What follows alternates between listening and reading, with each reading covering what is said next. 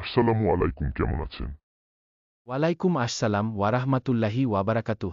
আমি তো ভালো আছি, কিন্তু তোমার কপাল পোড়া। ইয়াকুব বে, আপনি কি ভাবছেন তা আমি ভালো করে জানি। আপনার মাথা খারাপ হয়ে গেছে সাম্রাজ্য পাওয়ার জন্য। তুমি মনে হয় ভুলে যাচ্ছ আমি তোমার চাইতে বড়, আর তুমি আমার আনুগত্য করো কেন না?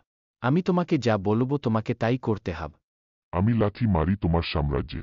উপরে এখানকার আমি রাজা, আমি শাসক, তোমাকে আমার অনুগত্য করতে হবে, না হলে পারে এখান থেকে সরে যাও কুকুরের দল।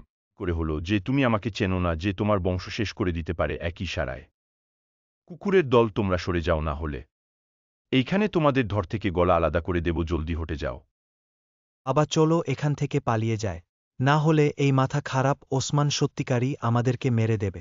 সৈন্যরা সব ফেরত চল। তোমাদের সাহস তো কম নয়, তোমরা গায়ে কাবিলার উপর হামলা করতে চলে এসেছ। তোমাদের বাজারকে গোটা ধ্বংস করে দাও।